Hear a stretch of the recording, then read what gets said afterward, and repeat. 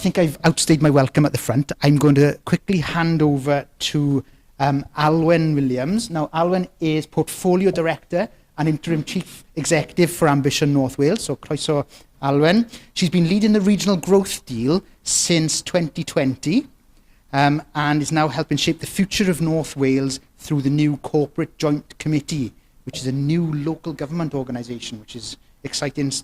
Huge responsibilities. Things like economic development, transport and strategic planning.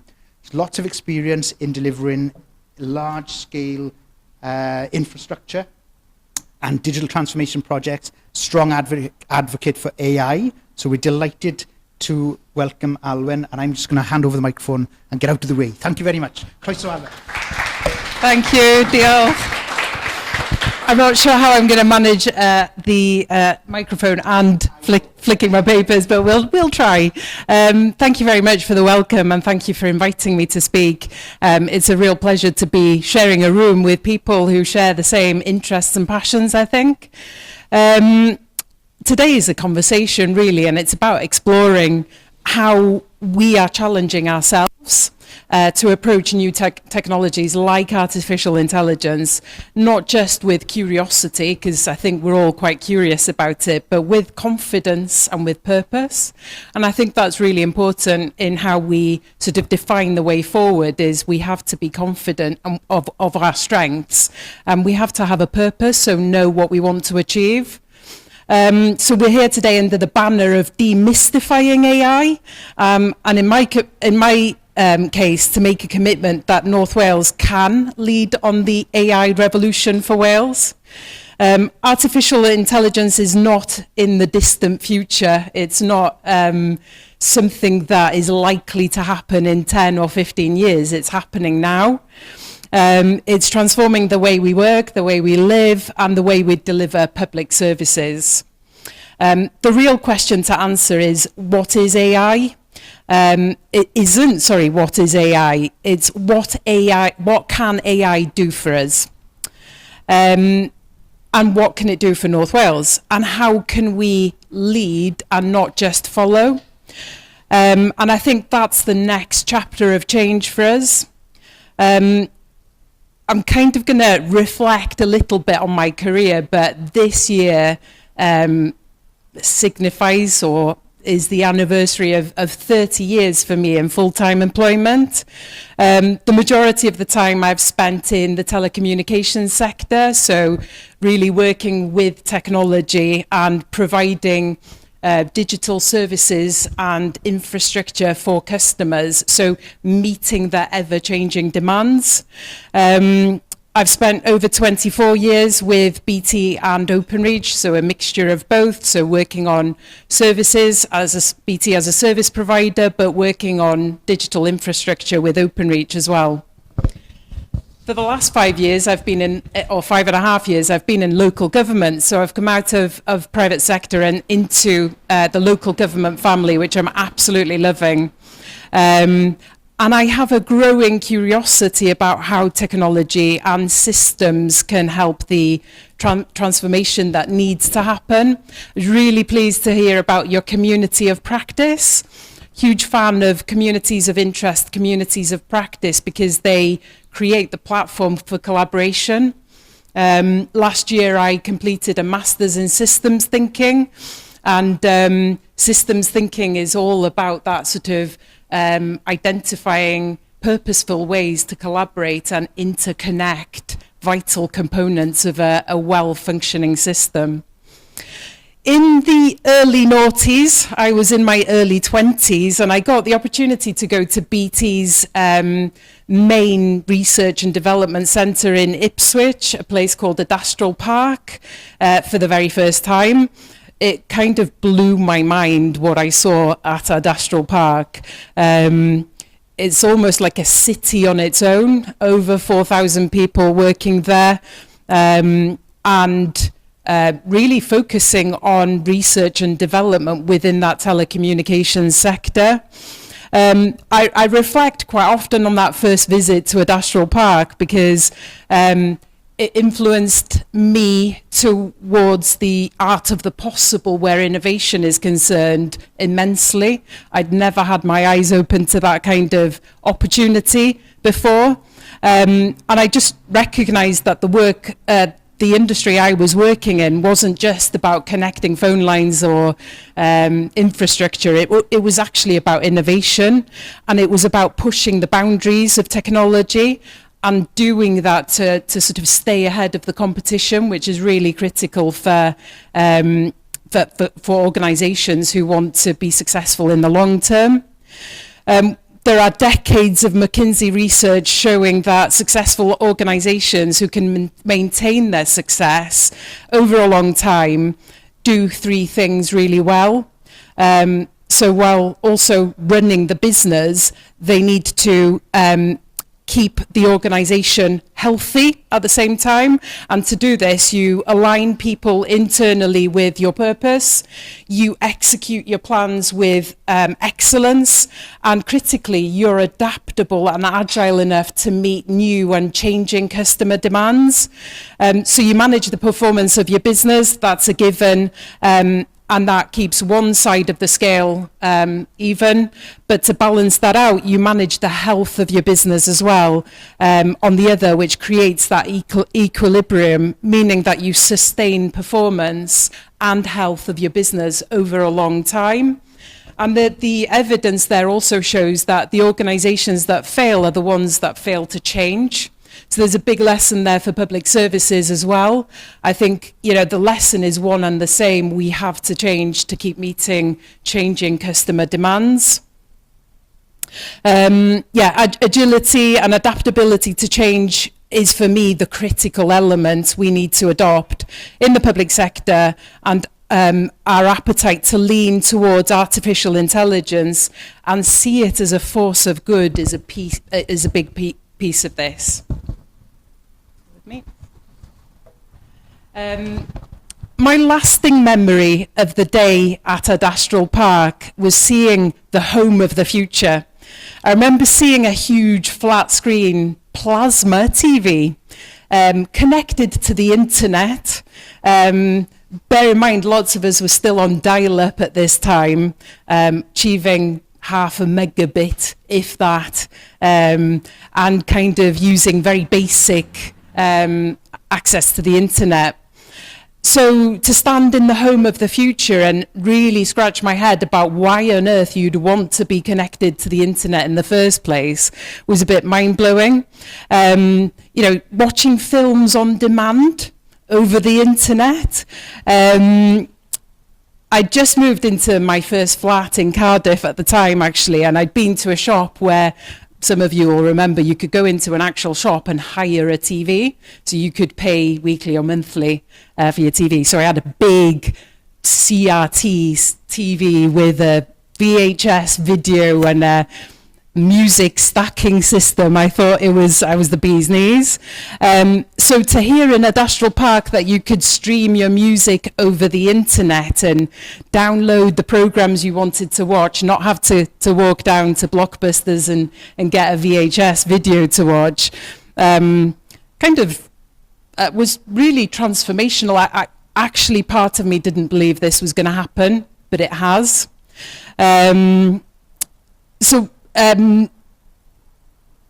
other key things that featured in the home of the future that we recognise today are things such as Ring doorbells, smart fridges, Spotify, robot vacuums, digital lights and temperature control, CCTV. I had a notification on my phone just before I got up that there was activity at my door. Somebody, and even that, we take it for granted, don't we? You can use all of those things. And the reality of what's actually happened in terms of technology advancement since then is so much more than what I saw on that day. I never imagined it to be possible. There was also the hospital of the future, the high streets of the future, the banks of the future, and much more. And we were lucky to have a cracking futurologist employed full-time by BT called Dr. Nicola Millard, and she was so inspiring. The point I'm making, I guess, is that AI is here now. It's not an abstract and utopian force that someone has conceptualized. It's being adopted at speed by the private sector with the aim of being uber competitive, helping them to be uber competitive in their respective markets. And it's working quite well for them. As a result, it's already embedded in our daily lives. It's changing how we work, how we make decisions, how services are delivered, and increasingly it's influencing how we define public value. But the real question for us today is, what does AI mean for us, for North Wales, for our public services, and for the people we serve? Because whilst AI might be global in its reach, the opportunities it offers and the risk it carries are actually fundamentally really local. I believe North Wales is exceptionally well placed to respond to this change. And just in the run-up to this event, I kind of reflected a bit on our strengths and the clear foundations that we have here in North Wales. We have 2 excellent universities and further education colleges, building a pipeline of skills and talent. We'll learn a bit more about Bangor University's work today, and to make sure that the Welsh language is fully comprised in our solutions. The language isn't a nice to have, it's a must. We have one of the most advanced digital infrastructures, I would say this, including high-speed fibre connectivity, and this outperforms other key areas of the UK, such as London and the South East. And I can say that with confidence because I have spent time building the fibre network down in London and the South East, and I've seen that actually, coming back to North Wales, we have a lot of digital assets, including infrastructure, that we just need to learn how to utilise better. We have growing clusters in North Wales in advanced manufacturing, digital innovation and low carbon energy. These are real sectors with real traction that are going to want to see artificial intelligence front and centre of their growing businesses. We have innovation assets like MSpark that are already helping to incubate and scale new ideas, and they are at capacity, so that proves there's demand out there. And not just demand, but real ambition as well. But here's the challenge. Strong foundations alone won't future-proof our services or our economy. We need a plan, a shared ambition to put these assets to work and to make sure that AI works for our communities and doesn't exclude them in any way. AI won't wait. It's not just a technology revolution, it's a leadership challenge and it's a leadership test.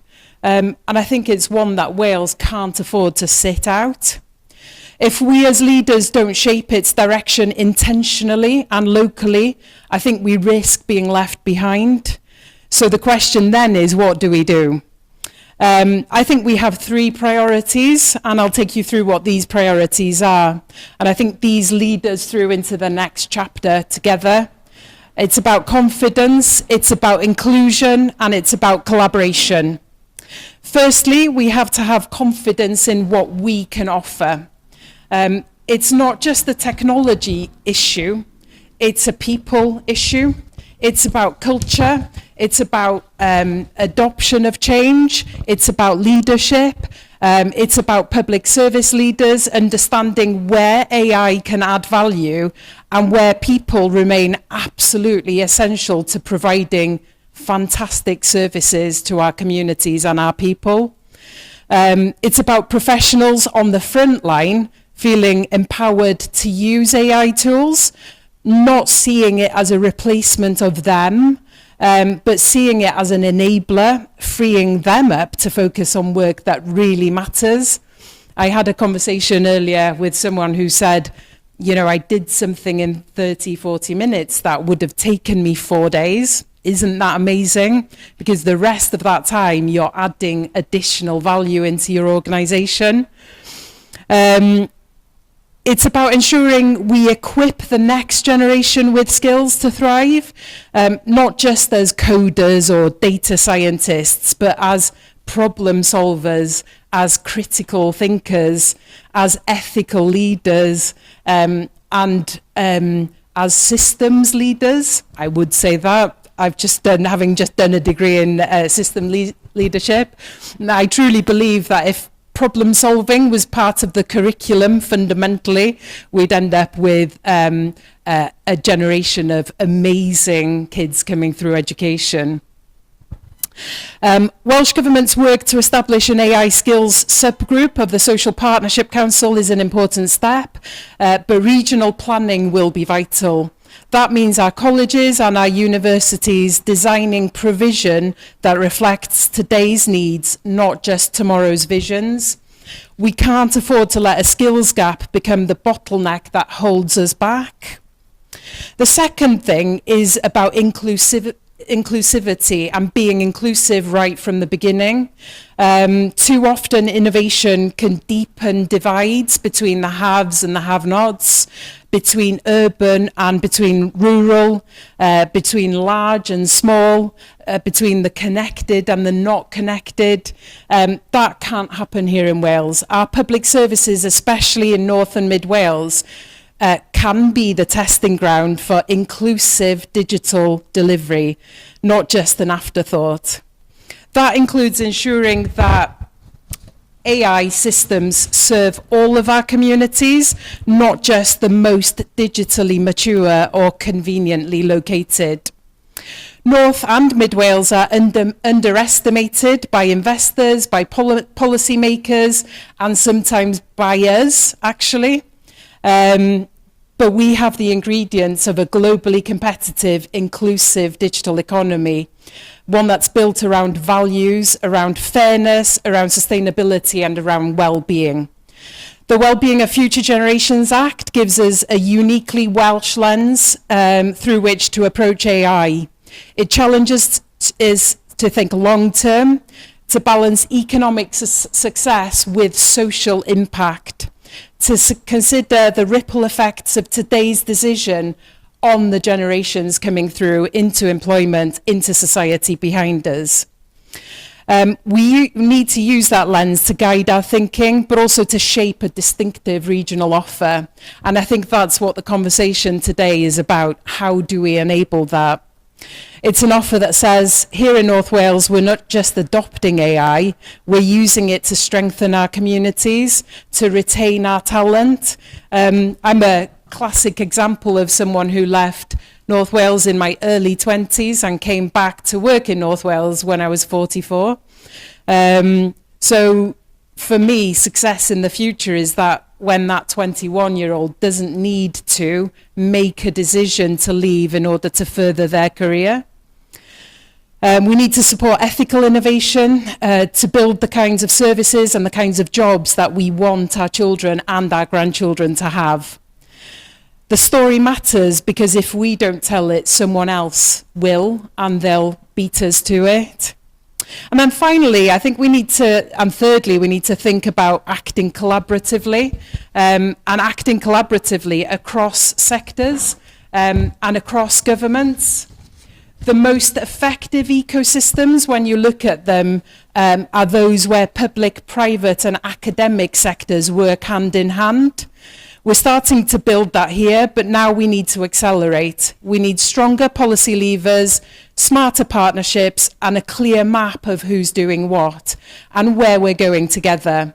AI isn't just there for the private sector or for technologists. It's there for us all across all sectors, and we can determine how it provides value through working together.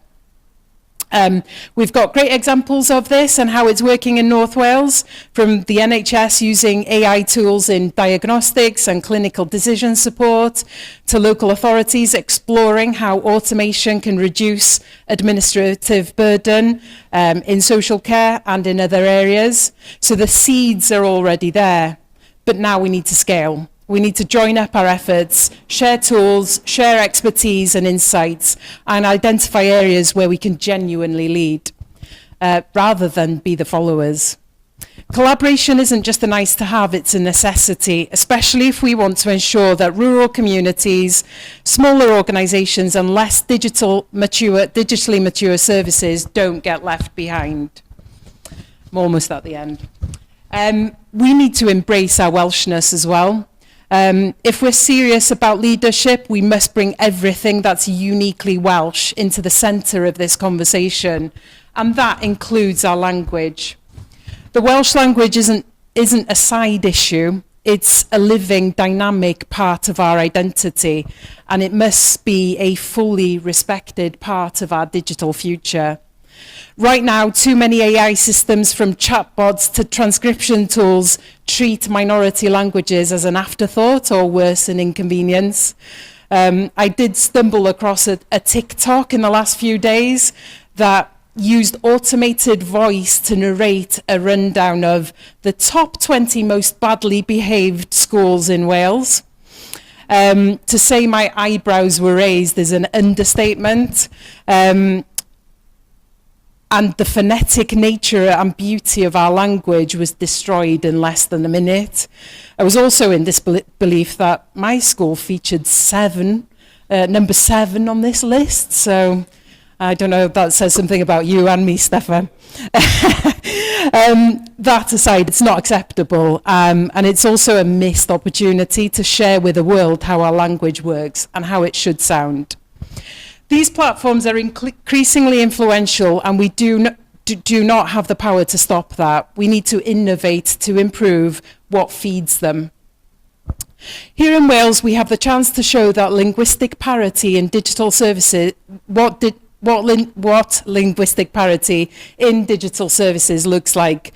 We can be the place that proves multilingual AI isn't just possible, it's powerful. Imagine being the region where public services are not only digitally excellent, but available equally in Cymraeg and English, where your language choice doesn't limit your access to innovation. Final page now, I think.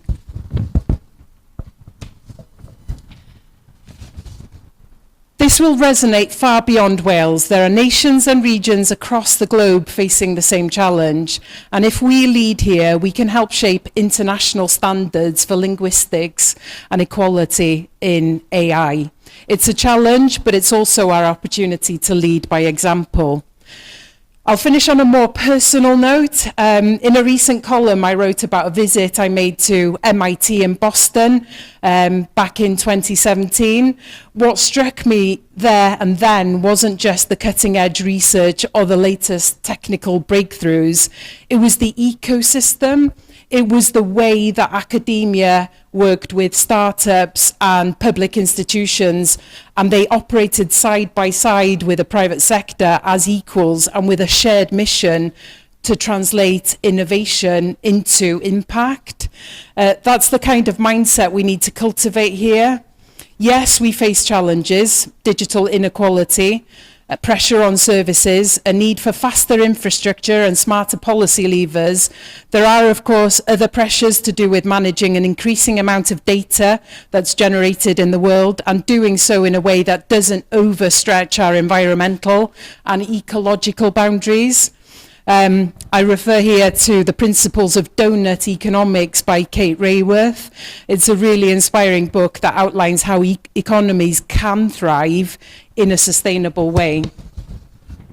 But we also have real momentum and real talent. If we can bring those ingredients together and build a shared ambition rooted in collaboration, rooted in capability and confidence, there's no reason why North Wales cannot lead. Not just how we use AI, but how we use it wisely, ethically, and for the benefit of all.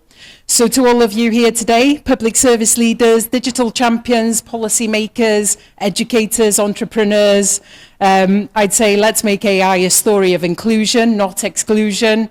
Let's make it a tool for community building, not just cost cutting. Let's make it part of a bigger vision of a stronger, fairer, more connected, sustainable North Wales. The opportunity is not the technology alone. The opportunity is in what we choose to do with it together. Diolch yn fawr iawn am wrando. Thank you very much for listening.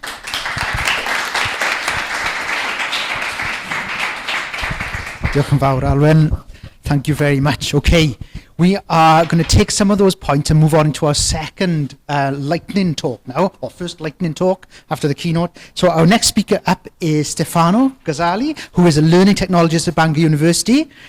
He is an advocate for the use of AI and language technologies across Wales. So at the Language Technology Unit in Bangor, he leads on information systems and cyber standards and plays a key role in working with Welsh organisations to promote the use of tech to improve services and reduce costs. Stefano will probably be putting the tech to the test and swapping in between Welsh and English. So if you've put down your headset, maybe now is a good time to pick it back up and plug back in.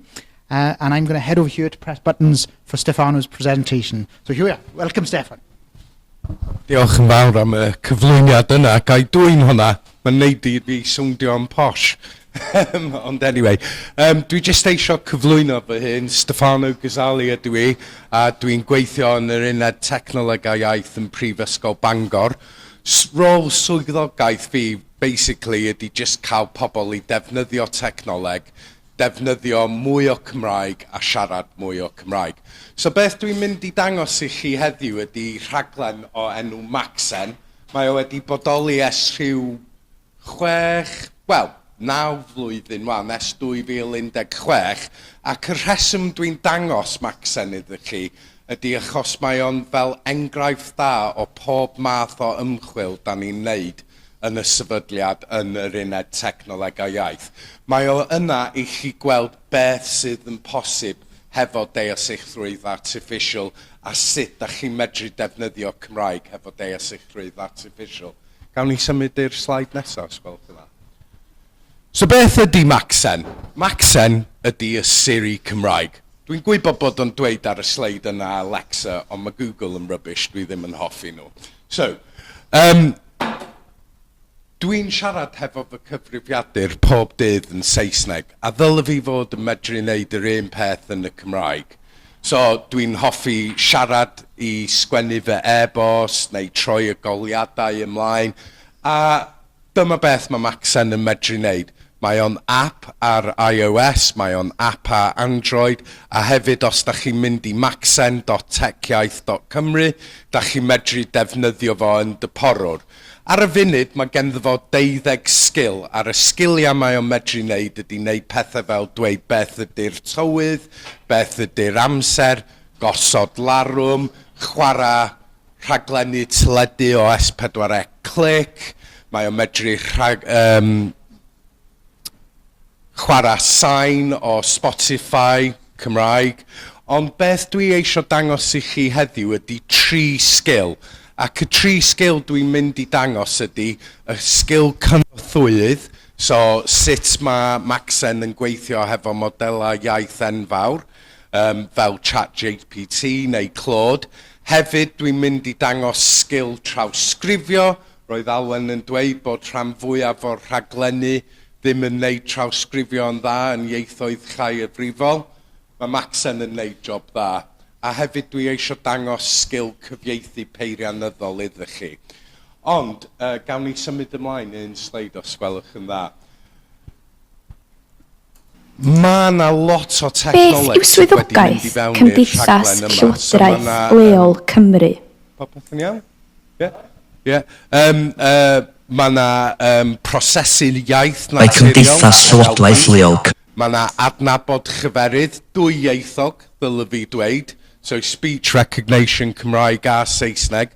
Mae'r modelau yn dwyieithog, so da chi'n medru newid cod pan da chi'n siarad, what I like to call Wenglish, because most of us switch between English and Welsh as a necessity. You know, it doesn't matter whether we're supposed to be delivering in one language or another. Da ni just swapio, achos dyna beth da ni'n neud yn Cymru. So, oes modd i chi just chwarae play yn fanna? Beth yw swyddogaeth Cymdeithas Llywodraeth Leol Cymru?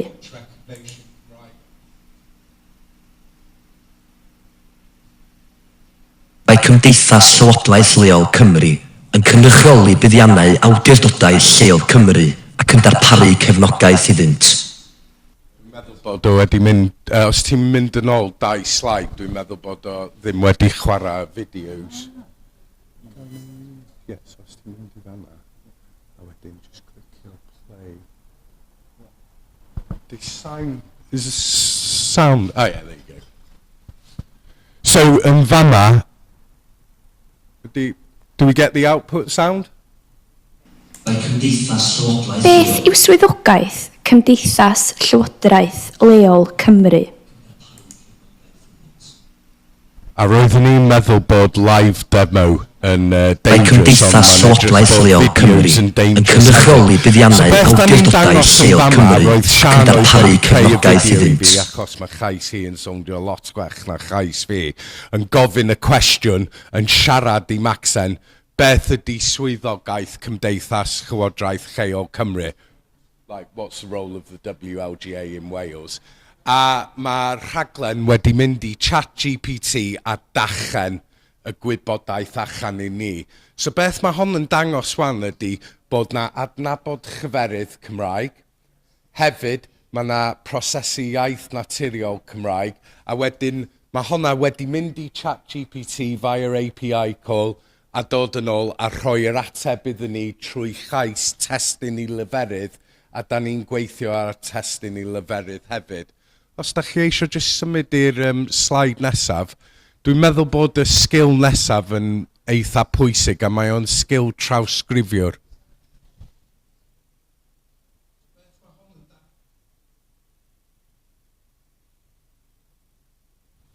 Eto, dwi'n meddwl da chi wedi mynd... Dyma enghraifft o'r nodwedd drawsgrifio. Mae modd I chi barhau I siarad a mi fydd yn parhau I drawsgrifio.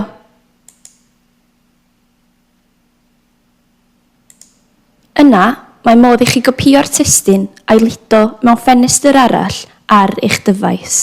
So beth mae Sian yn neud yn fama ydy just siarad I fewn i'r rhaglen yn Cymraeg. So mae o'n trawsgrifio beth da ni'n neud.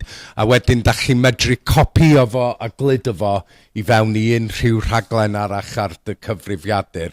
Yr unig peth yn Saesneg fel dweud, like, hey Siri, call my wife, tell her I'm going to be home late. Please don't make me sleep on the sofa tonight. A mae ffôn fi just wedi mynd yn fanna. A da ni'n siarad hefo cyfrifiaduron trwy'r amser, wan, Griff, oes modd I chi just troi honna I ffwrdd? Diolch.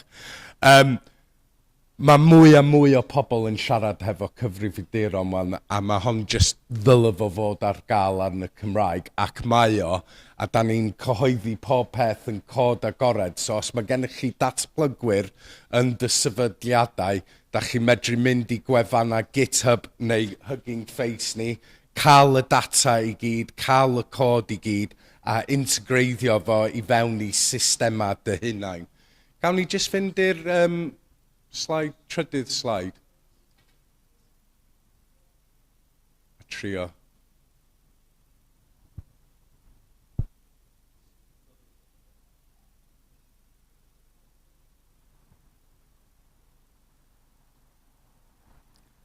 Da chi ddim really yn clywed y sain yn fama, ond y peth sydd yn really pwysig yn fama, achos mae modelau ni yn dwyieithog, mae o'n medru cyfieithu testyn iddo chi.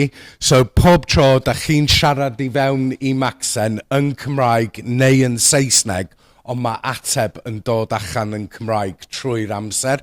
So hefyd, da chi'n medru defnyddio fel teclyn dysgu I ymarfer dy iaith hefyd. Nawn ni symud i'r slide nesaf. A o'r gwaith yma, a dwi'n really yn gobeithio bydd y sain yn gweithio ar y slide yma, da ni'n cydweithio hefo AWS a WLGA I trio wneud rhaglen speech to speech, chyferydd I chyferydd. A beth maen nhw wedi wneud ydy cymryd cod a modelau ni o GitHub a Hugging Face, a hefyd trwy gweithio hefo ni, trwy cael cyfarfodydd, creu Amazon Connect. Amazon Connect wedi bodoli yn barod, ond mae yna nodweddi defnyddio Cymraeg yn efo wan. A be mae'r enghraifft yma gobeithio yn mynd I dangos ni ydy, mae hon yn system galwada mewn call centre. So os mae rhywun yn ffonio I fewn a dweud bod yr operator mond yn siarad Saesneg a Ffrangeg, mae rhywun yn y cyhoedd yn ffonio fyny, gofyn cwestiwn yn Cymraeg, a mae'r system administrator neu yr operator ar y ffôn yn mynd I gweld y translation, so dydyn nhw ddim yn gorfod siarad yr un iaith a'r person sydd yn gofyn y cwestiwn. Fedri di trio hitio play I fi?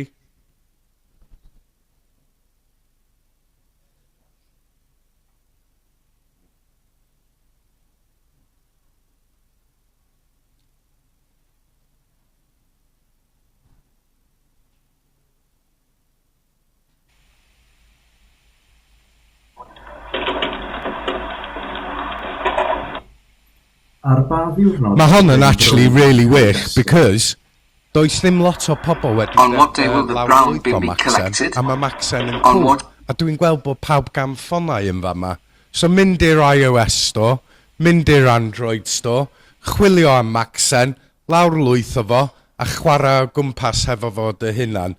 And next time I might actually do a live demo. Gawn ni just fynd i'r slide olaf os gwelwch yn dda. So, sut fedrwch chi helpu ni wneud y gwasanaethau yma yn gwech? Da ni angen data chi. So, mae yna modd I chi cyfrannu I Mozilla Common Voice sydd yn project Griff, beth di crowdsourcing yn Cymraeg? Proses tyfoli, lle da chi medru dachan allan brawddegau yn Cymraeg a rhoi nhw I fewn I banc o data sets, a wedyn mae pobl yn medru mynd yna a gwerthuso nhw, a wedyn da ni'n defnyddio model, y data I hyffoddi modelau ni yn gwech. Da ni angen data chyferydd anffurfiol, achos mae'r adnabod chyferydd yn gweithio'n really dda, hefo sgyrsiau ffurfiol a iaith Cymraeg go iawn, ond pan mae pobl fel fi yn siarad yn Wenglish fi, mae ddim necessarily yn deall yn iawn, a da chi eisiau fo gweithio ar podcasts a YouTube videos, TikToks, a ymgell I rhoi llais, so byddwn ni'n mynd o gwmpas y lle a trio tofoli cheisio pobl. Y rheswm da ni angen data chi ydy wneud y modelau yma yn gwech a cadw y ffaith bod ni'n cadw perchnog ar modelau ni. AI sovereignty, keep it in Wales, make sure we own the tech, and we can then improve the services equally for everyone. Gobeithio bod honna wedi bod yn iawn, a sorry bod y tech ddim wedi gweithio, ond please lawr lwythwch Maxen I fi wan, a fedrwch chi chwarae hefo fo. Diolch yn fawr iawn. Diolch yn fawr, Steffano. Yeah, sorry about the tech. We've got multiple things going on and they weren't communicating. It was really difficult.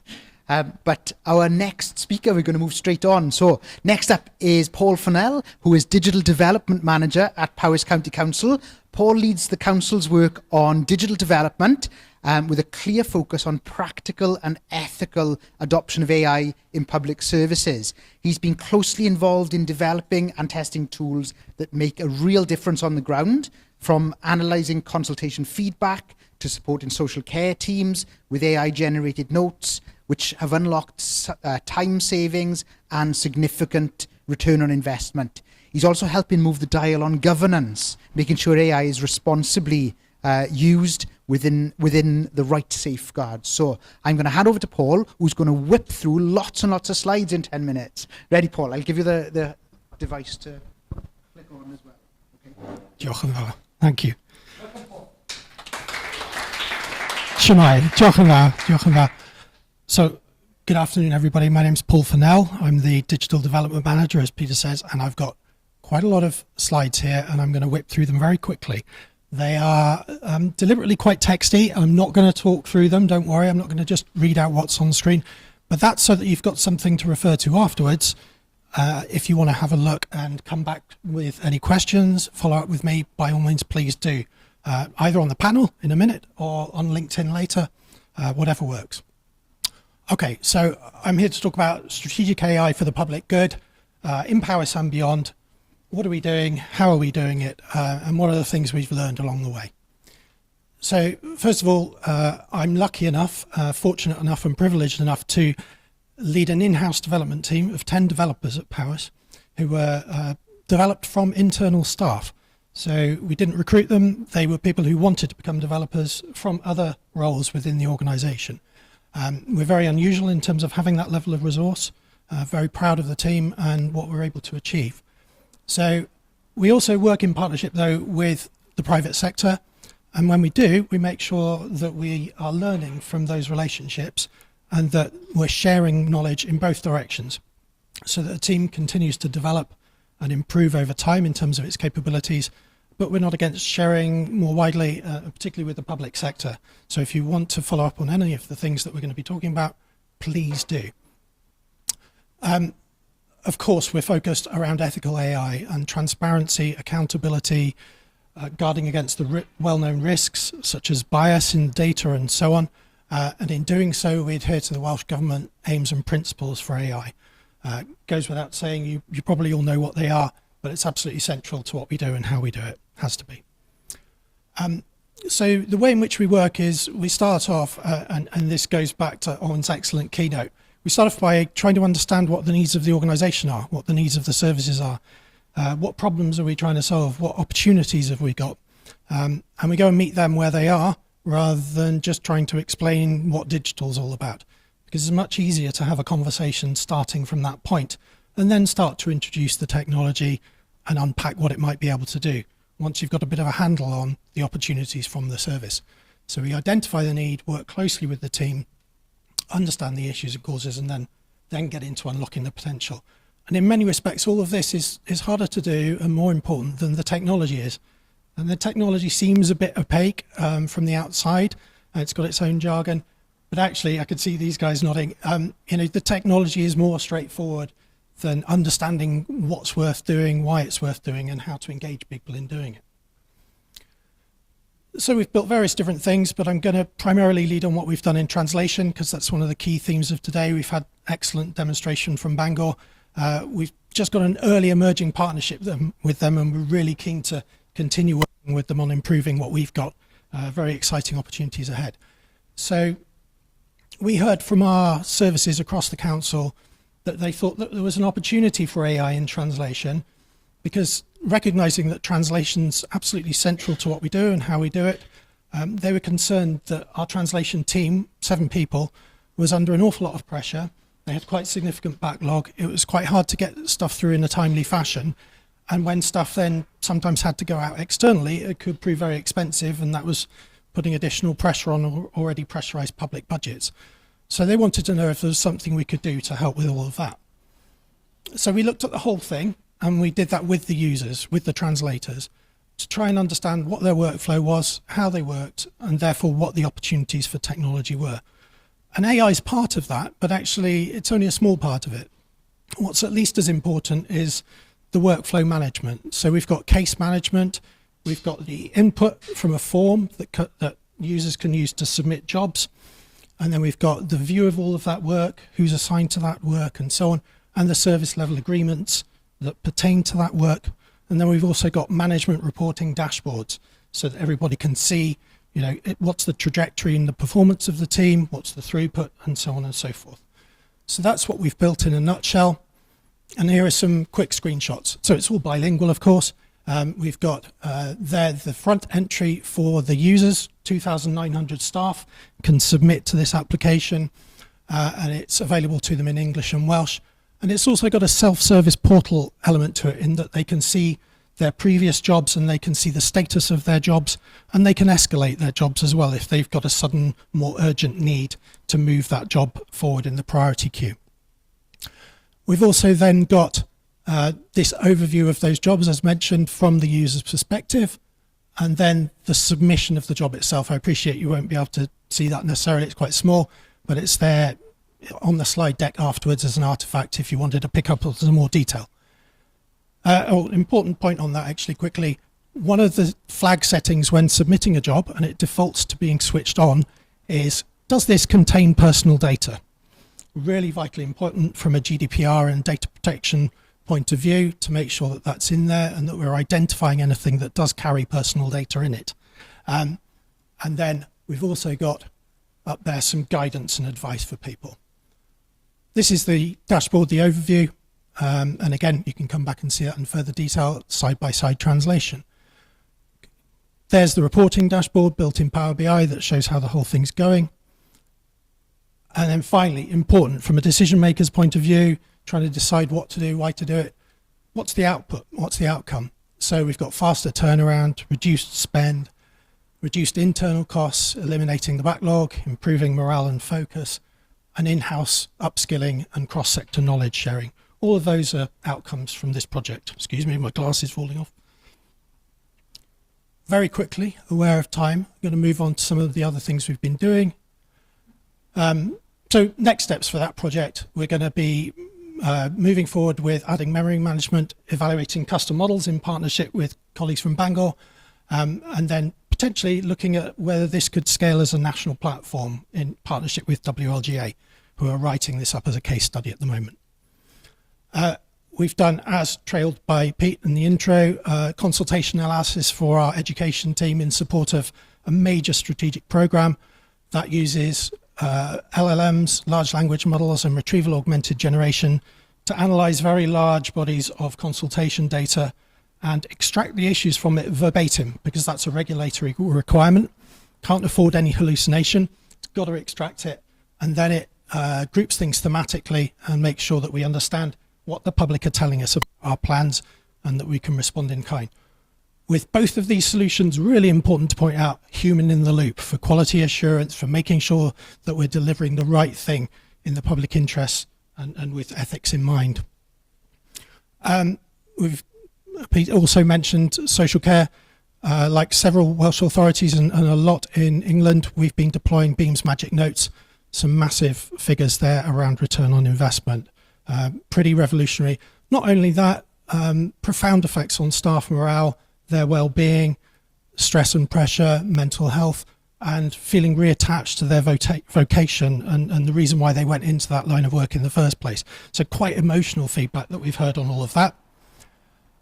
And we've been doing a lot of broader enablement work around consultation analysis, reasonable adjustments, passports. We're trying to get to Disability Confidence Scheme Level 3. So we're doing lots of work with our Disability Network and Neurodivergence Network around that. We've built our own custom in-house tools for transcription, summarization, rewriting content, producing diagrams from text, and so on and so forth. Loads of great tools there, getting wide use from staff. We're hoping to see even more of that, and we're happy to share them with people who want to pick up on them. They're very, very affordable to run as well. Personally, I've been out and reached over 1,000 staff in talking about AI and its potential, as well as lots of people externally. And just to touch on that at the end, so AI, I believe, is a profound catalyst for change, but the way in is to start talking about it in simple terms and getting people hands-on with it. So when I do those face-to-face sessions, the first thing I'll do is say, who's used Copilot, who used ChatGPT, etc. Fire it up now on your laptop or phone, have a play, start talking to each other about what's happening. You get the energy going in the room, people start to not be scared of it then, and suddenly it becomes something that enables their onward digital journey. They start to talk to it about, oh, could I automate this, or how can I do that? And it becomes their digital coach as much as anything else. So a lot of things around robotic process automation and other forms of digital change that we've been trying to get going for a long time are suddenly starting to unpack because of this shift in accessibility that these AI tools bring. There's ways of doing that safely and sensibly. Start small, scale from there. People see what they can trust and question. They need safe spaces to engage, and so on. Some questions that we've got still, and colleagues here are going to help us answer, hopefully, how best to evaluate these solutions and their impact. And then finally, how do we make sure we're unpacking all of these opportunities for leaders and decision makers, such as you in the room, to help you understand what the opportunities are and help us as technologists to understand what it is you need solving, what your strategic drivers and goals are. And that's it.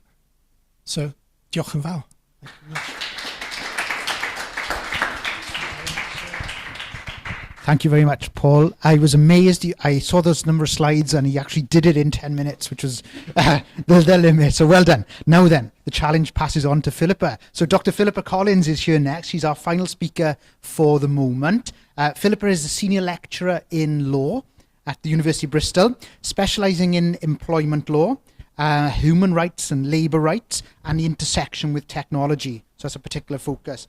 So Philippa and I worked together on the Workforce Partnership Council report that you might have seen. I hope you have. If you haven't, we'll be talking about it in a moment. Managing technology that manages people, amongst other things. So I'm going to not talk anymore and hand over straight away to Philippa, and welcome. Thanks, everyone. Shall I take the clicker? Yeah, perfect. Thanks, everyone. And thanks to Mike, who I think is joining us online for the very generous invite to talk to you today. The main purpose really is to introduce you all to this report that, or piece of guidance, I should say, that we produced under the Workforce Partnership Council. So the Workforce Partnership Council, if you're not kind of familiar with it, is kind of niche, I suppose. It's actually a tripartite kind of forum where representatives from Welsh Gov, from employers and from unions all come together with a scope within the public sector, so all relevant to many of you in the room, to kind of discuss, reach agreement on topics that are considered important for the kind of future of Wales and specifically the Welsh public sector. So obviously really high on their agenda was AI and the use of algorithms in the workplace. You can actually access the document directly from that QR code if you'd like to draw it up. And I was kind of drafted in because my work, like Pete says, does touch on this area, particularly from a labour rights perspective. And the task was to come up with something that's pan-sector, so applicable to everyone, so it's fairly general. And we settled on this topic as one that seems to be quite important for the next stages of AI development.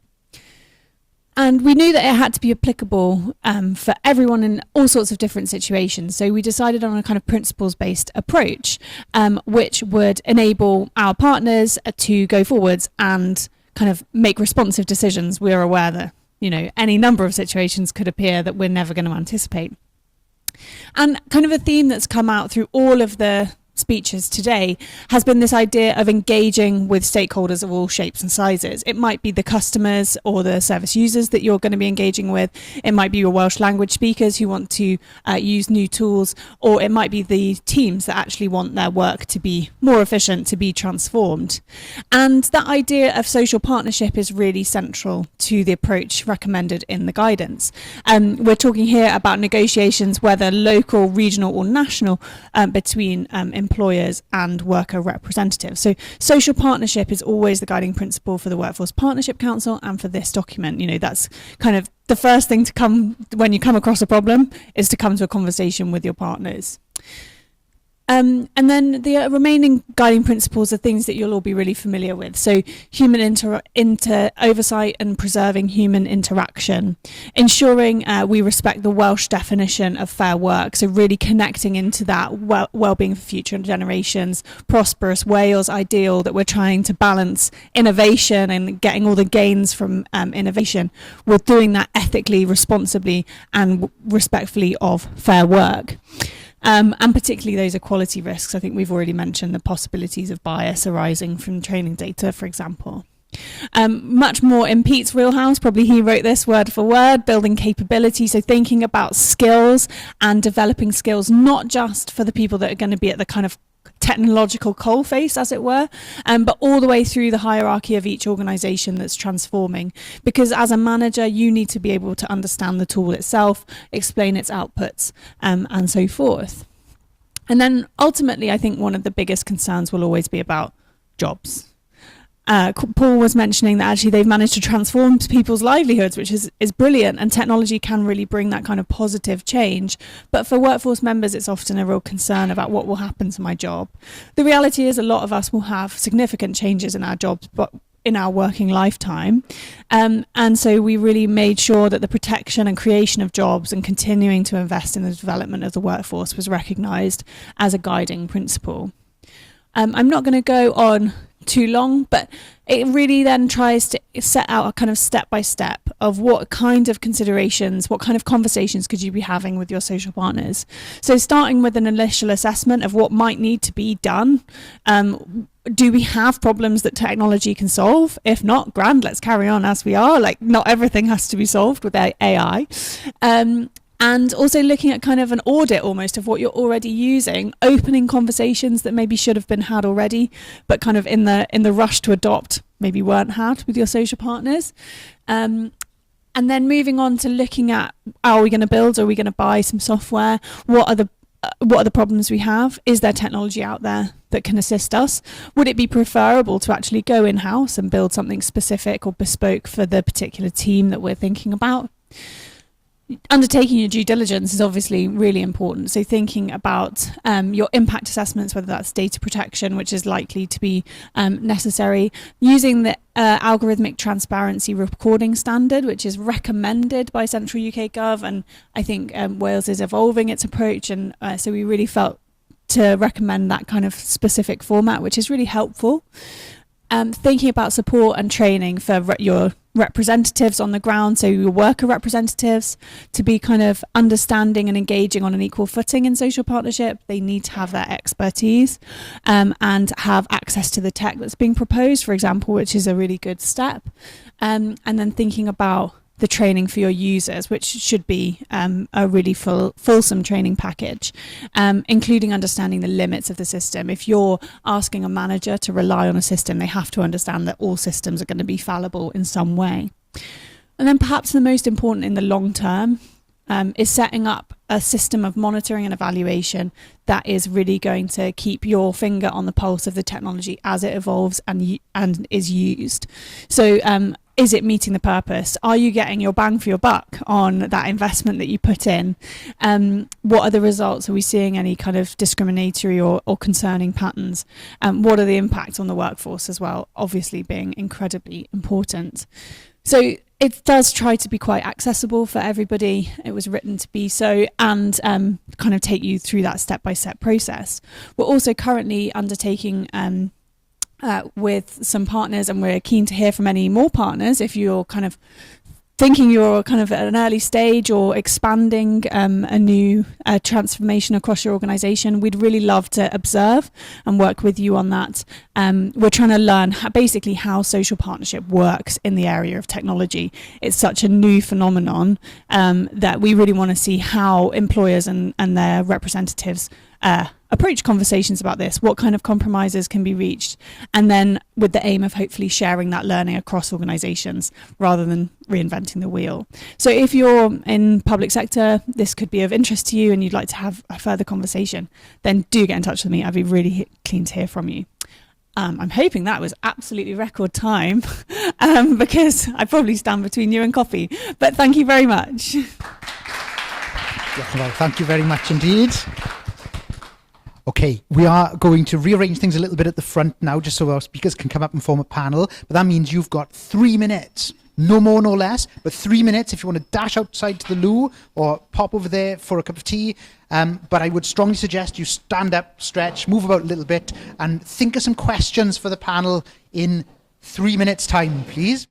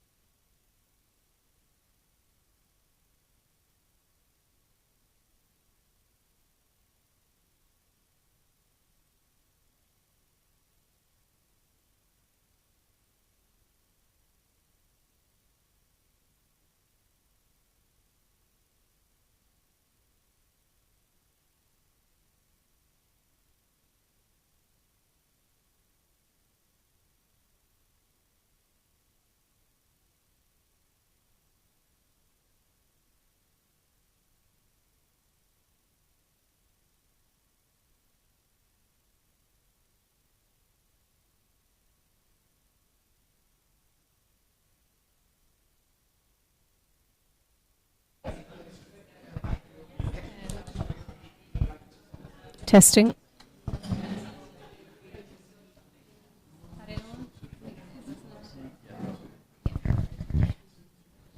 Pete?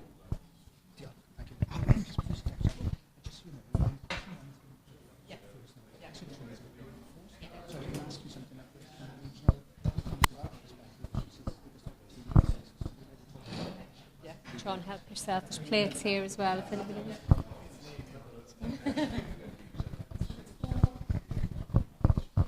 Okay. Croeso nôl, welcome back. Thank you very much. Nobody left the room and didn't come back. That's good to see. We're going to get started now. Everybody's taking their seats. We've got one microphone for the panellists, so I'm going to be handing this along the front there, but we have the lovely Edwina over there waggling a roving mic who's going to wander around to everybody. As we stated at the beginning, please feel free to ask in Welsh or English, although panellists, I don't know if you have your... we shall see. Okay.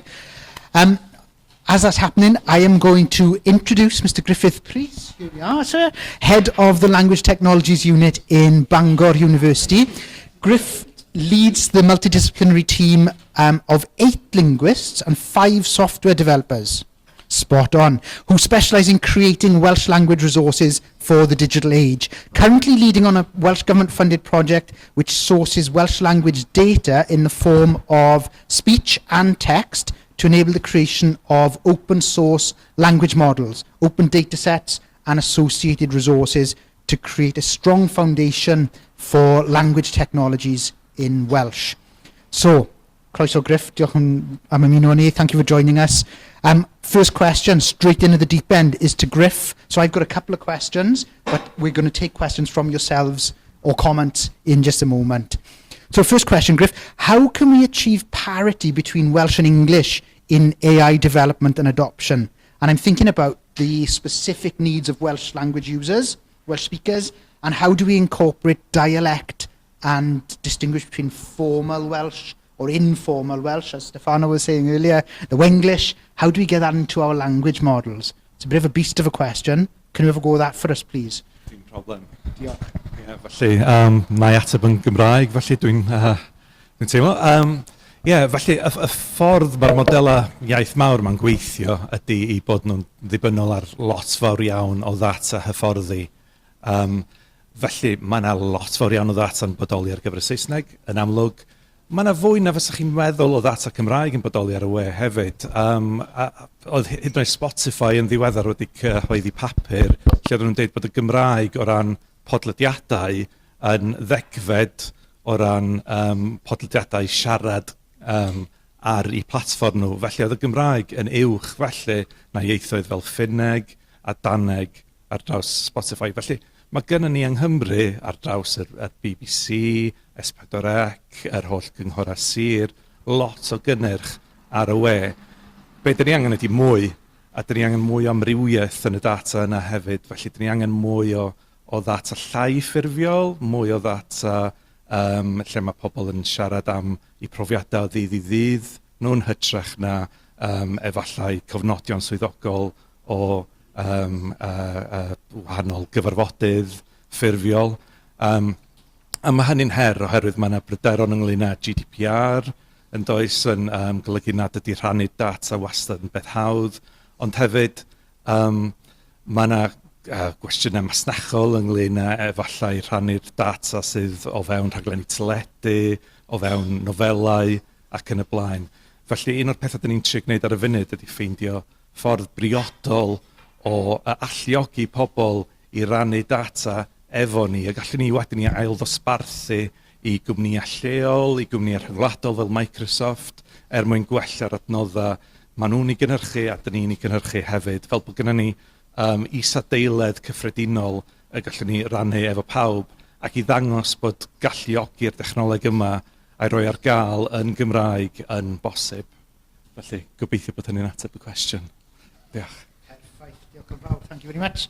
Lovely. Right, we're moving swiftly on. So I'm going to go on to a question about workforce for pretty much everybody now, because whenever we talk about AI, and workforce, there's always a lot of anxiety about it's coming to take my job or it's going to impact me negatively.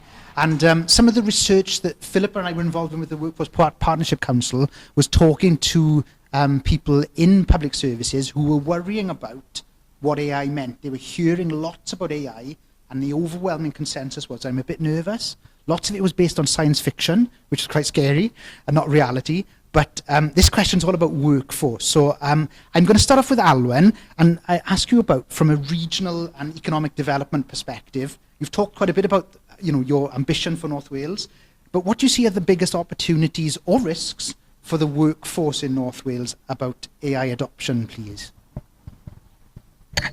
Thank you. Yeah, I think it's an interesting one, and I think we need to be really clear that it is possible for some roles to be automated, and I think that's a good thing.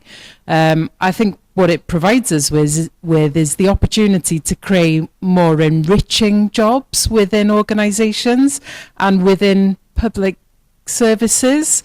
And I think that's also a really good thing, because one of the biggest drivers of motivation is enrichment within your role. So actually, if there's a way to use AI in a safe, responsible, ethical way to take some of that monotony and that repetition out of a role, then we absolutely should be doing that with the aim of enriching current jobs, not removing jobs from the system. So regionally, North Wales is really dependent on public service as an employer.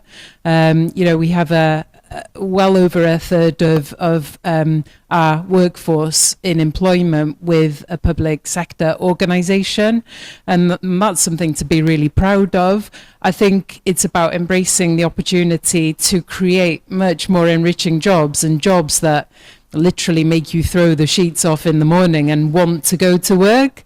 And I think that's what we need to set as a challenge to ourselves. There is, I think, plenty of opportunity to create that change within local government and within the wider public sector. Some roles you can't automate, and you will always need people to do.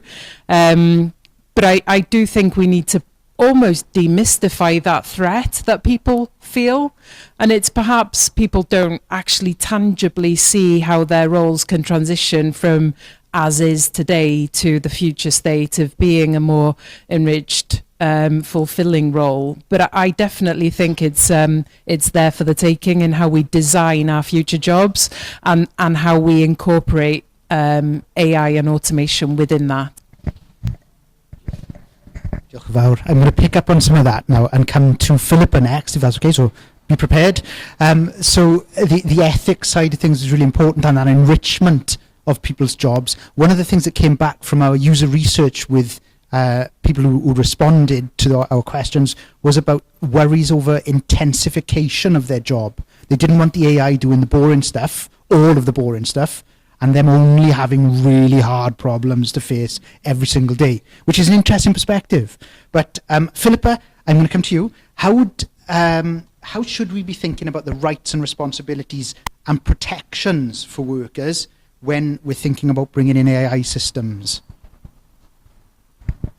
Thanks, Pete. I think that's a really good question and quite a broad one, but let's start with the example that you gave. So one of the risks that we have seen already, and this is primarily coming out of sort of logistics or delivery in the private sector, is that algorithmic management or kind of AI management collects a huge amount of data from the workforce on a kind of very minute basis, and that means it kind of can know exactly what you're doing at any one time. And so it can kind of direct you to move in certain ways. It can incentivize your behavior quite strongly by rewards or even by disincentives or disciplinary action. And, the job of the algorithm then becomes to tell you how to do your job, including, for example, the pace of the work. But you can imagine that if we collate all of our data in the room and then we measure that, we're all going at 40 miles an hour, at average pace, unlikely. And then the AI says, okay, well, I'll make sure that everybody is going at least 38 miles an hour, almost the top speed, but not quite. You can be slightly below average, but you're going to start getting disincentivized to be any, 35 or 30 miles an hour. So you can see that those of us who perhaps have a disability or, struggle with kind of physical work, for example, in the logistics sector, are really going to start struggling quite quickly to maintain that pace. And so perhaps for, they start to receive sanctions, and then they drop out of the workforce, and then suddenly the pace is 45 miles an hour, and then we're all struggling to get up to that pace. And you can see how quickly you can end up with this sort of snowballing effect of increasing intensified work expectations. And that's definitely been something that's been reported as the actual experience of how these sort of phenomenons play out. So what do we do about that kind of thing? Things like work pace is actually quite tricky. There's not really a responsibility specifically around the pace of work. You have your responsibilities around equality, though. So if you're having your conversations before, even just in your digital team, for example, you've got to think about, well, which direction is this going to play out? Are we going to be in a situation where the rules that we're putting in place, or the rules that we're allowing the algorithm to come up with and embark upon, are going to disadvantage these groups in our workforce? If so, we've got to mitigate against that, because that will be discrimination.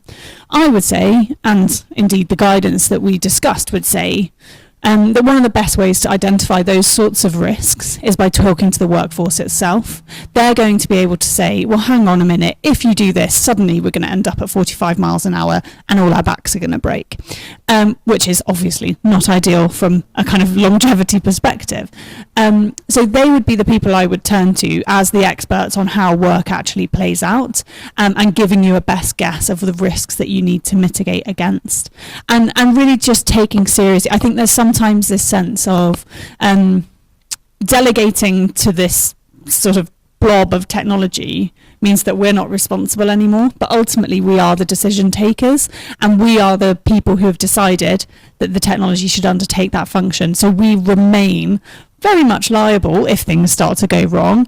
And ultimately, I think the biggest thing that I would really plea for is making sure that you know when to say enough's enough, this isn't working for us, the audits are not coming back very positive, or it's damaging our workforce, so we're just going to hit the stop button or the pause button.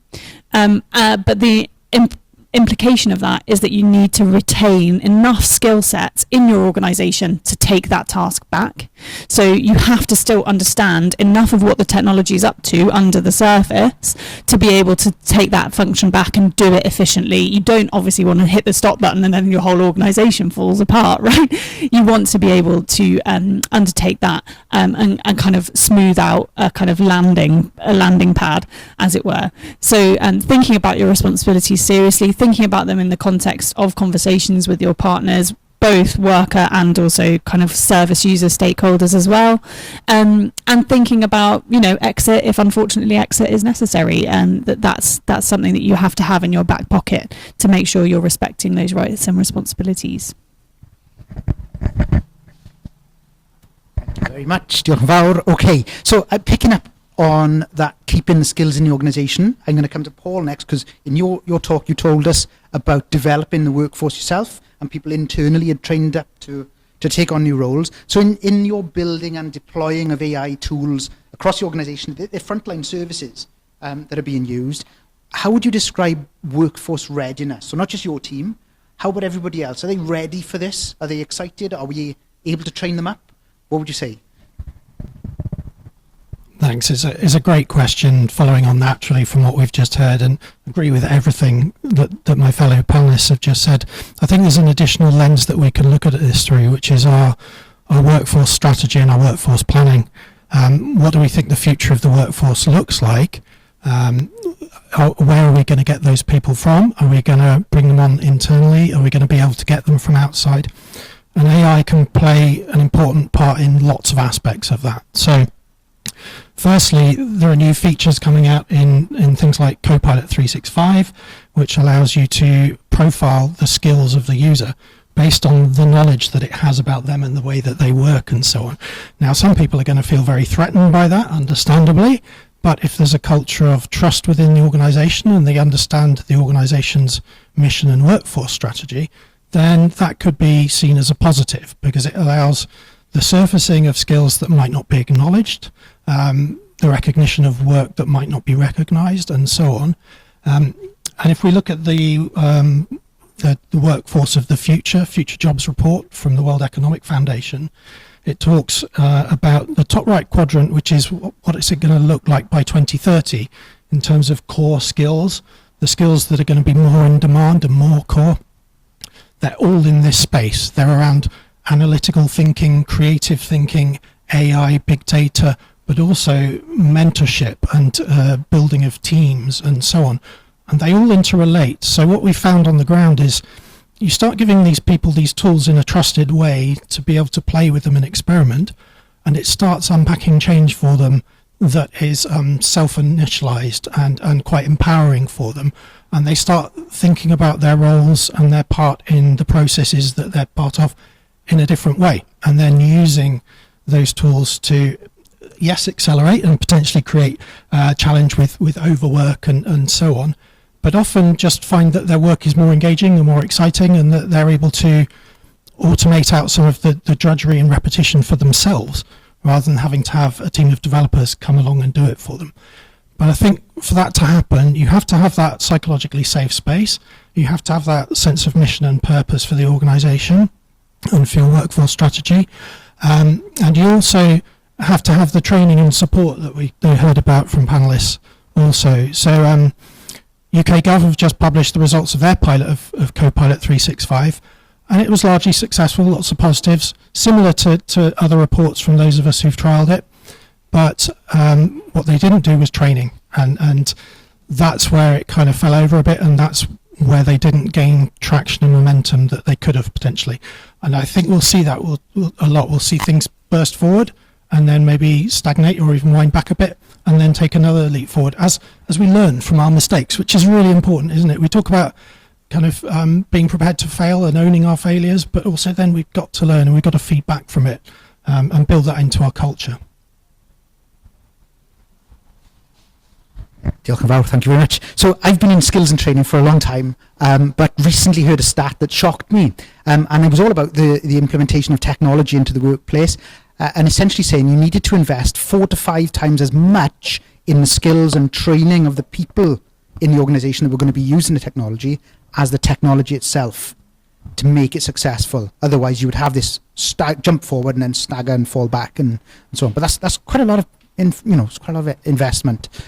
Okay, I've got lots more questions for you, but I'm conscious I'm hogging the microphone, and I'm going to ask the panel to take some questions from the floor now. So if you have anything, straight away, we've got a hand up over here. If you have a thought or a comment or a question, please let us know, and Edwina will come along with the microphone. Over to John. Hi, John. Prynawn da pawb. I'm John Morris. I'm Head of Data and Geography at Welsh Government, so my team are building AI stuff and doing lots of other clever data things.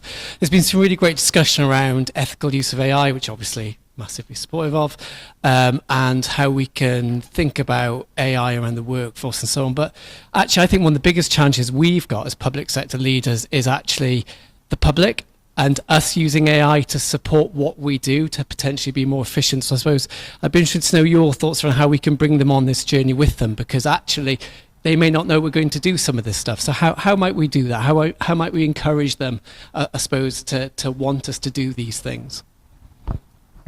Great question. Anybody want to dive in there? Yeah. So I think one of the things we found with the Magic Notes trial, where social care practitioners are using AI to transcribe and then produce reports from engagements with service users. First of all, of course, all the ethical stuff, the human in the loop, quality assurance and so on.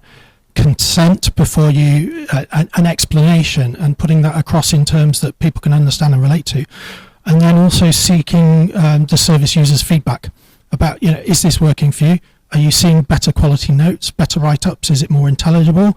Does it help explain how we work, what we're doing, what our offer is, and so on? It's got to work for them. I think also you're right that engaging the public is absolutely critical and it's a challenge. But I think most organisations are going to want to start internally, because they're going to need to try things in relatively safe and controlled ways and do some learning, and then start to engage with the public around this stuff from a position of confidence and being able to explain the benefits, because they know and they've seen it. So they definitely have to start from there. We all have to start from there. But I think also we're not helped by the fact that there's a lot of FUD, fear, uncertainty and doubt put around by the media. Perhaps I'm slightly sceptical or cynical here, but I tend to think that journalists in particular don't like AI and tend to want to write it up critically, and there may be some fairly obvious reasons why. But I think, that needs to be overcome. And let's be real with people as well. There are some very serious risks around AI. They're not necessarily that Terminator robots are going to be walking down the street. But there are some profound challenges, particularly around bias in automated decision making, which is of course protected under Article 22 in respect of data protection and so on. But nevertheless, those systems are being deployed, particularly in workforce planning and workforce management and selection and so on. So we've got to be upfront and honest, because we'll get caught out quickly if we're not. We've got to be as transparent as possible. And we've got to be conscious about what we're actually trying to achieve. And that starts back at the root of, what are the challenges for the service? What are the strategic drivers? And if we haven't even identified our strategic goals yet because we're too busy firefighting, what can AI do in your world in terms of data to discover that and unpack it and find out what the opportunities are and start to then create those strategies and plans for making use of it? Sorry, I've been all over there with that answer, but anyone else?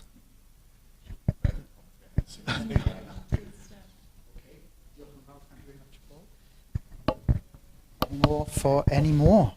Catrin at the back, some questions from the live stream.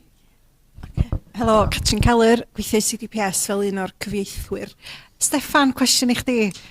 Mae Maxen yn air newydd I fi heddiw, a mae'n gwych gweld meddalwedd neu app newydd ar gael. A dwi'n meddwl mewn nghydweithwyr, mae yna lot yn dysgu Cymraeg, mae yna lot yn gallu Cymraeg, ond efo diffyg hyder os lyci di. So dwi'n meddwl bod hwn, a dwi wedi rhoi neges ar yn thing ni, yn sgwrs ni, lle, mae hwn yn rhywbeth gwych, dwi'n meddwl, so wnaeth o roi hyder iddyn nhw ddefnyddio fo, a cynorthwyo nhw'n I gwaith, dwi'n meddwl. So, da iawn chi, dwi'n edrych ymlaen at ddefnyddio hwn fwy yn hyn. Oes na limit i'r faint o ti'n gallu fatha recordio llais I gyfieithu, neu o ran geiriau hefyd? Dyna'r unig gwestiwn sgennau. Mae o'n gweithio ar modelau da ni wedi hyfforddi, so mae yna dim fel rate limiting ar yr API ar y funud, so da chi medru siarad I fewn ar mae'r context window yn eitha mawr. Bydde fi'n dweud peidiwch â cymryd y person allan o'r loop, mae gennym ni cyfieithydd yma, da chi obviously angen ail-olygu y peth a wneud yn siŵr bod o'n mynd efo cywair sefydliad chi. Ond y ffaith bod ni wedi cael o I mond ateb yn y Cymraeg, so un o'r negeseuon gweinyddol yn y system ydy pa bynnag iaith mae'r cwestiwn yn cael ei gofyn I fewn, da chi'n ateb yn y Cymraeg, a dwi'n meddwl mae hwnna yn medru rhoi hyder I pobl dweud bod nhw yn cyfarfod, a fel da ni yma yn fanna, a dwi posib yn siarad rhy cyflym, maen nhw jyst medru rhoi at y ffôn, gweld beth ydy'r gist, defnyddio fo am gist translation, a fel I ffeindio termau a pethau, dweud bod na rhyw term deallusrwydd artificial. AI in English is so much easier to say. Mae'n ffordd I ni lincio fo I fewn I holl geiriau dydon ni a meysydd addysg ni hefyd a defnyddio fo fel toolsyn.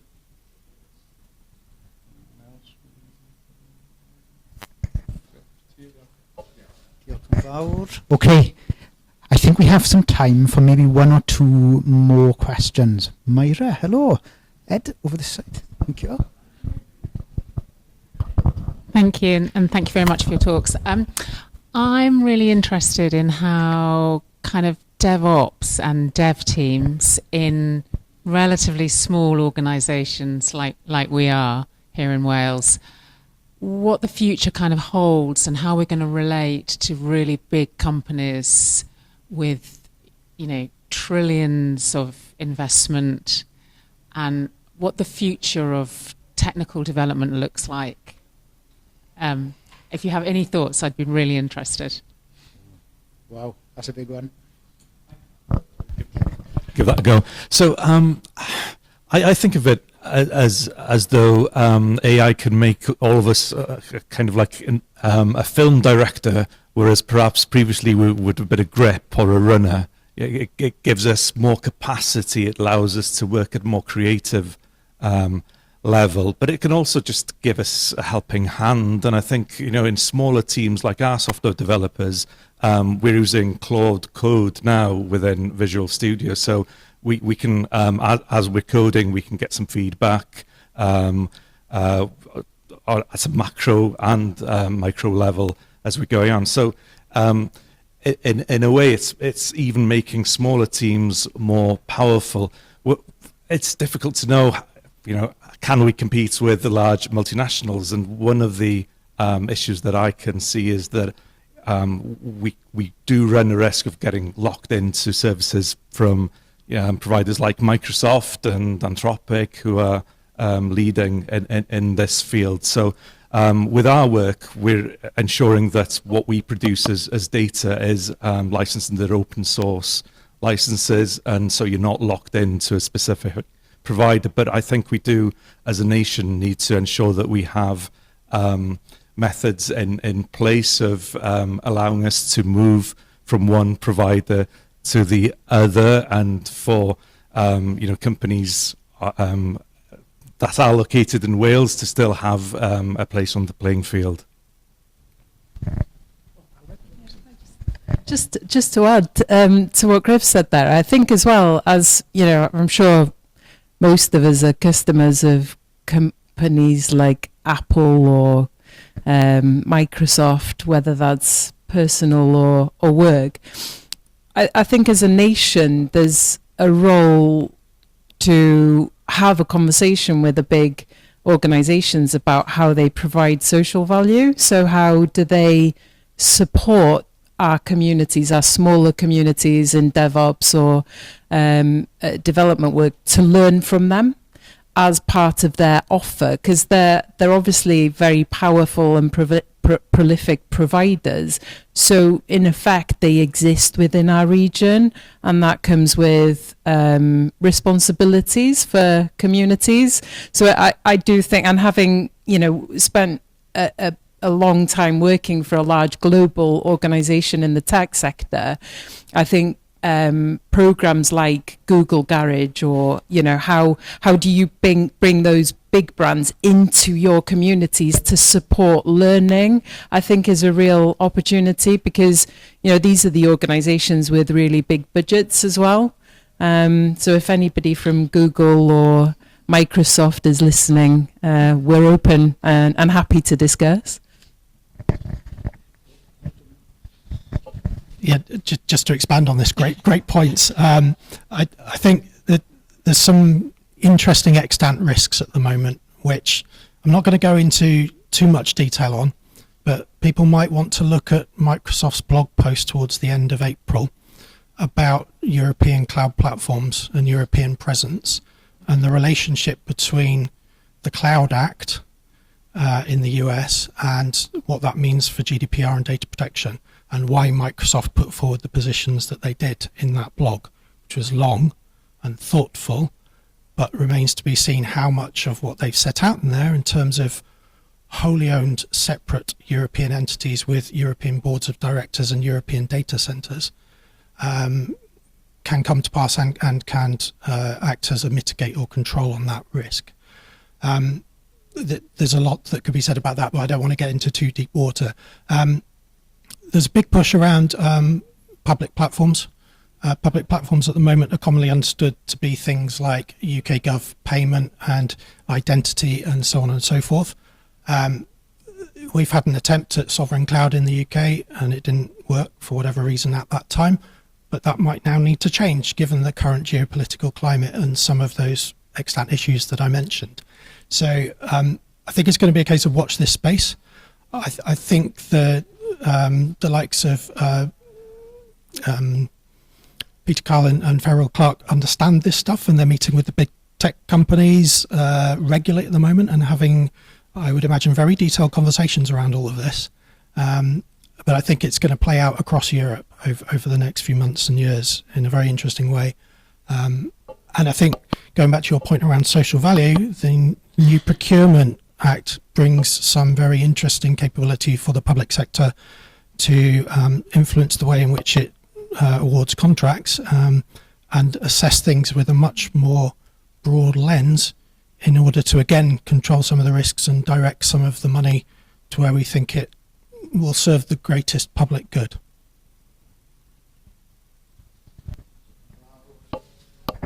Hot topic, good question, thank you very much. Well, I think we've got time for maybe one more just before we wrap things up. Is there anybody with a burning question? Vic, hello.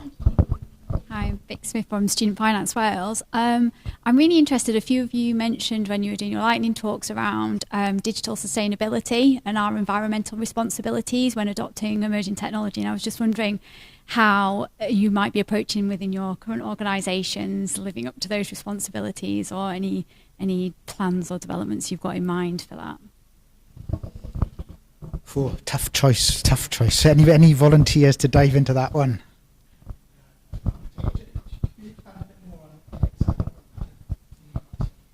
Yeah, I think obviously there's huge responsibilities with adopting these technologies. I think we're seeing from some of the, coming back to the previous question around some of the big tech companies have been rolling back on some of those environmental responsibilities and some of their targets,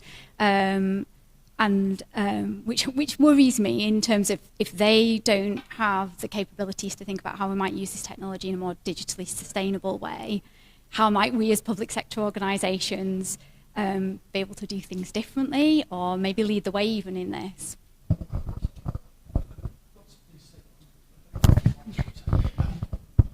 Just very briefly, I think a couple of key things around that. So obviously we're seeing a shift in energy policy at the moment off the back of the energy consumption from AI. This whole drill baby drill thing that came out of the US to an extent has been picked up over here.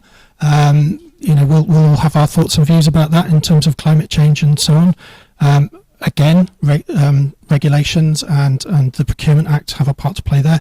I would say also there's some technical things around this, which I've been chatting to Griff and others about. So smaller models that are more energy efficient, that are more focused and specific to particular needs. The work out of China on DeepSeek, for example, has got some very innovative things going on in terms of the way they've managed to get an awful lot more compute for their dollar, basically, because of some very smart low-level engineering that they've done. That's being picked up and then extended all over with loads of really exciting papers coming out daily. So I think we're going to see a shift such that we need to understand the technology to be able to determine what models and what machine learning and AI approaches suit which particular classes of use case, if that's not too obscure. So yeah, loads that can be done there and should be done, I would say, but it's beholden on those of us kind of in the crux between policy and practice, and all of these different dimensions, all of these different forces, to figure it out and make sure we're putting our effort and public money where it needs to go. Yes. I'd just add to that as well. Wales is uniquely positioned with the Wellbeing of Future Generations Act to draw on the frameworks that we have. So we're legally obliged as public sector organisations to develop sustainably. And I think that's a really important principle that we keep talking about and keep putting front and centre in discussions with global organisations, that if you're to do business with Wales, we expect sustainable development, your proposals to be brimming with ideas and innovative approaches to delivering sustainably in whatever they do. And I think that it's no different within digital sustainability, with data centres being a very hot topic at the moment, big consumers of energy. We need providers, we need suppliers to be thinking innovatively about cooling and about how they operate those responsibly if there's a place for them in Wales. So I think it's about using the frameworks and the legislation that we have as well. Yeah, so we absolutely, if we buy these services, need to hold the suppliers to a standard in terms of sustainability. And that means ensuring that they use renewable energy as much as possible. Just in terms of the data centers, one of the changes that we've seen recently is that Microsoft have proposed that they're moving away from an open loop water system where they're just using a lot of water to closed loop systems where the water is reused, so you don't necessarily need to have an enormous supply of water. So there are technical ways around some of the aspects, but I think we still need to hold the large multinational companies to account and to ensure that, say, if you open the Heads of the Valleys wind farm, that electricity consumption doesn't all just go into a data centre down in Cardiff. We need to ensure that there's solar everywhere. If we believe this technology is important, then we need to put that infrastructure in place to power it. Right, diolch yn fawr. Okay, that's it for questions. I think we're going to run out of time otherwise. So I have a couple of closing remarks, and they are simple things like saying diolch yn fawr to the panel and the speakers. Thank you ever so much for your time and energy and effort in answering difficult questions, and your talks today as well. Thank you ever so much. I've got some other thank yous, but I've got a couple of notices I'm going to drop in as well. If you enjoyed the event today, I hope you did. Dolenni Digidol is the name for the events, digital links. We run these regularly, and this is the upcoming list. So we're back in Cardiff, down in South Wales in July, Caerfyrddin over in the west in September, and then back here to be determined where exactly, but that's in December, towards the end of the year. But these events are regular things, and as you can see, we live stream, so hello to everyone online if you're still with us. We will be running these regularly, so please join us or spread the word indeed. One of our last speakers was this chap here, Dr. Antonio Weiss. He spoke in our Swansea event and has literally just launched a book called AI Demystified. I think he stole our title, but that's another story. The book is available to buy, and he's been kind enough to give us a discount code. So if you're interested, so quick sneak preview of that there. And then finally, Menti once again. Hopefully you're still logged into Menti on your phone. If you're not, would you mind heading to menti.com and adding in that code? I don't have the QR code available on this slide at the moment, sorry. But there's some feedback there that really, really helps us understand whether this event met your needs and did the things you were expecting, or if you have anything you wanted to raise with us, or awkward questions that you haven't quite asked. But the code is 71536938. And you're not allowed to leave until you've filled them in. Not quite. But there's no rush to shoot off. Please feel free to stay and mingle. Ask those awkward questions of the panelists that you haven't taken the mic to ask, or make some connections in the room. There's some fantastic people here. Thank you ever so much for joining us today. And these are the diolchs now. So I'll just say thank you very much to, let me just check. The Menti's going to come up in a second. Oh, I'm all over the place with my phone. I just wanted to say thank you to Aled, our translator, cyfieithu, diolch yn fawr over there. Thank you very much. Great job. Massive thank you to our comms team who've helped make this run smoothly. So we've got Josh, Catherine up the back there. I think that's everybody. Oh, and Ed, who's run the show from the back there with the microphones as well. We've said thank you to the panelists and speakers, but of course, massive thank you to you online. Those of you who are watching online, thank you for joining us. And also to everyone present in the room with us today. It's been great having you here. And as I say, please don't shoot off. Make those conversations. Come and have a chat. But we'll close things down there. Diolch yn fawr. Thank you very much.